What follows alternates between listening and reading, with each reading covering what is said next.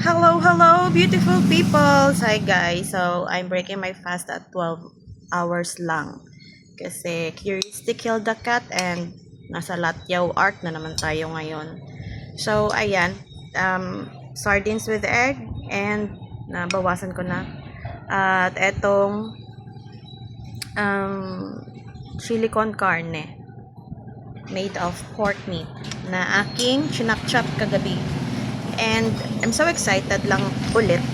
Nabuksan ko na, pinagsabay ko siyang buksan yung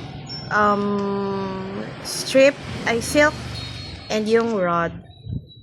Yes, ito talaga yung kaamoy ng ito yung kaamoy ng slice. So bango. Hindi siya masyadong maamo. Hindi siya masyadong mabango. So, kwento ko lang. So, since nakita ng Yaya Bells namin yung pack of latyaw doon sa table, sabi ko, kuha ka. Para naman yan sa lahat. So, kuha ka ng isa, tikman mo. Pero nag-disclaimer na ko, God, sabi ko, kung kaya mo yung anghang. So, ayun, binuksan niya, kumuha siya ng isa, and nagbihis na ako kasi galing ko lang kakatapos ko lang maligo. So, hindi niya naubos. Hanggang isa lang siya. And ang sabi niya sa akin, ang anghang. Legit maanghang siya. So, sabi ko, ulit ka pa ba? Tawa ko nung tawa sa kanya kasi ayun, binibiro ko na naman siya. Tapos sabi na naman siya na buwisit. So, ang sarap palang gamitin yun pang prank. Kaya lang. Hindi, another, natin yun. If ever, gamitin natin siya as prank.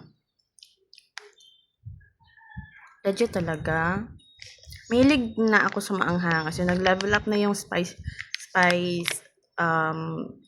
preference ko, but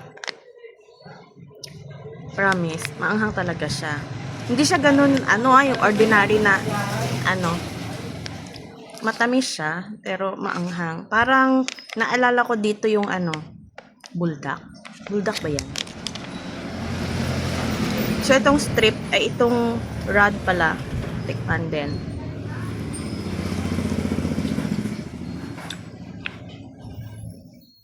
Guys, promise. Hindi joke ha. Hindi joke yung anghang niya. Ayan na. Nagre-react yung ilong ko.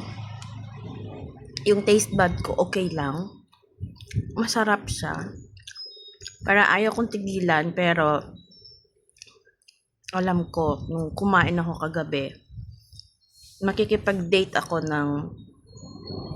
sa banyo ba? Makikipag-date ako sa banyo na magse-celebrate ng New Year.